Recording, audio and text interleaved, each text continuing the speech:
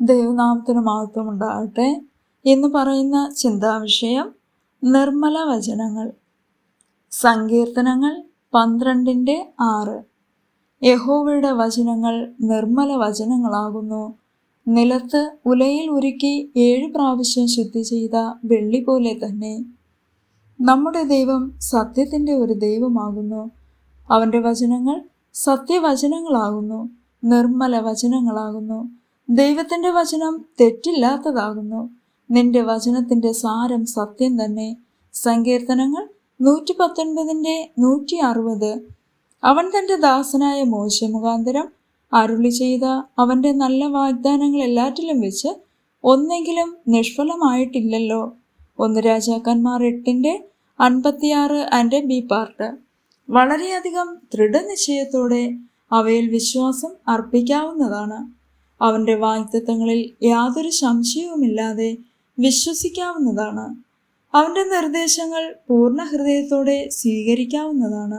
ദൈവത്തിൻ്റെ വചനം സ്വർഗത്തിൽ എന്നേക്കും സ്ഥിരമായിരിക്കുന്നു. സങ്കീർത്തനങ്ങൾ 119:89.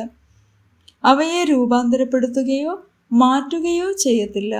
കാരണം ദൈവം തൻ്റെ നിയമം ഒരിക്കലും ലംഘിക്കത്തില്ല, അല്ലെങ്കിൽ ദൈവം പറഞ്ഞത് ഒരിക്കലും പിൻവലിക്കത്തില്ല.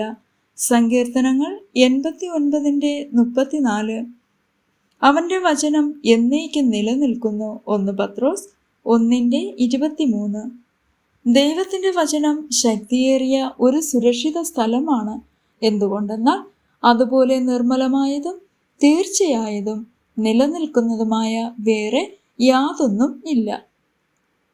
വീണ്ടും ദൈവത്തിൻ്റെ വചനം ദൈവത്തിൻ്റെ ശക്തിവാഹകനാകുന്നു.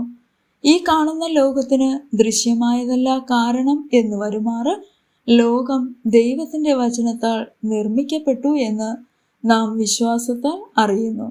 എബ്രായർ 11:3. അവൻ അവൻ്റെ തേജസ്സിൻ്റെ പ്രഭയും തത്വത്തിൻ്റെ മുദ്രയും സകലത്തെയും തൻ്റെ ശക്തിയുള്ള വചനത്താൽ വഹിക്കുന്നവനും ആകുന്നു. എബ്രായർ 1:3. ദൈവത്തിൻ്റെ വചനം ജീവനും ചൈതന്യവുമുള്ളതായി ഇരുവായി തലയുള്ള ഏതു വാളിനേക്കാളും മൂർച്ചയേറിയതും പ്രാണനെയും ആത്മാവിനെയും സന്ധിമജ്ജകളെയും വേർപിടിവിക്കും വരെ തുളച്ചു ചെല്ലുന്നതും ഹൃദയത്തിലെ ചിന്തനങ്ങളെയും ഭാവങ്ങളെയും വിവേചിക്കുന്നതും ആകുന്നു. എബ്രായർ 4:12. വിശ്വാസികളായ നാം ദൈവം സാധാരണ മട്ടിൽ സംസാരിച്ച് ഈ പ്രപഞ്ചത്തിന് ജന്മം നൽകിയ സത്യം അറിഞ്ഞും അംഗീകരിച്ചും ഇരിക്കുന്നു. ഭൗതിക ജീവിതങ്ങളെ നിർമ്മിച്ചത് ദൈവവചനത്താലാണെന്ന് നാം മനസ്സിലാക്കിയിരിക്കുന്നു. ഈ പ്രപഞ്ചത്തെ സൃഷ്ടിച്ചതും കെട്ടിയുണ്ടാക്കിയതും ആകൃതിയുള്ളതാക്കിയതും പുതുമോടി പിടിപ്പിച്ചതുമെല്ലാം ദൈവം സംസാരിച്ച വചനത്താലാണ്. ഇപ്പോൾ കാണുന്ന കാര്യങ്ങളിൽ നിന്നുമല്ല ഉണ്ടാക്കിയത്. അതായത് കാണുന്ന കാര്യങ്ങൾ കാണാത്ത കാര്യങ്ങളിൽ നിന്നുമാണ് ഉണ്ടാക്കിയത്. എബ്രായർ 11:13.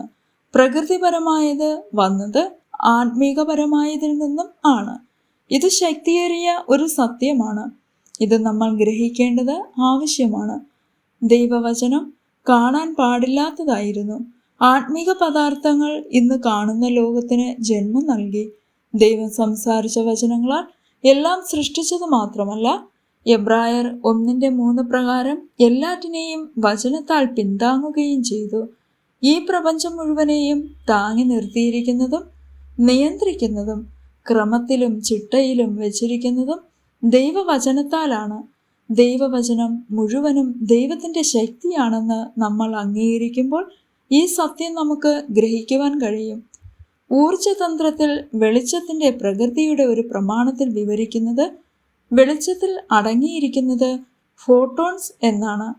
ഫോട്ടോൺസ് എന്ന് പറയുന്നത് ഊർജത്തിൻ്റെ ചെറിയ പൊതിക്കെട്ട് ആണെന്നാണ്.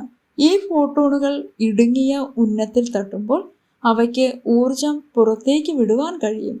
ഇതുപോലെ തന്നെ നമ്മുടെ മനസ്സിൽ മിക്കവാറും നമുക്ക് ഊഹിക്കുവാൻ കഴിയും. ദൈവവചനത്തെ ഊർജത്തിൻ്റെ ചെറിയ പൊതിക്കെട്ടുകളായി അത്യുന്നതനായ ദൈവത്തിൻ്റെ സർവശക്തമായ ശക്തിയെ അവയിൽ വഹിക്കുന്നതായി. ഈ ദൈവവചനങ്ങൾക്ക് ദിവ്യമായ ഊർജത്തെ പുറത്തേക്ക് വിടുവാൻ കഴിയും. അങ്ങനെ ദൈവത്തിൻ്റെ സൃഷ്ടിക്കുന്ന പ്രവർത്തനങ്ങൾക്ക് കാരണമാകുവാൻ കഴിയും. ആമേൻ.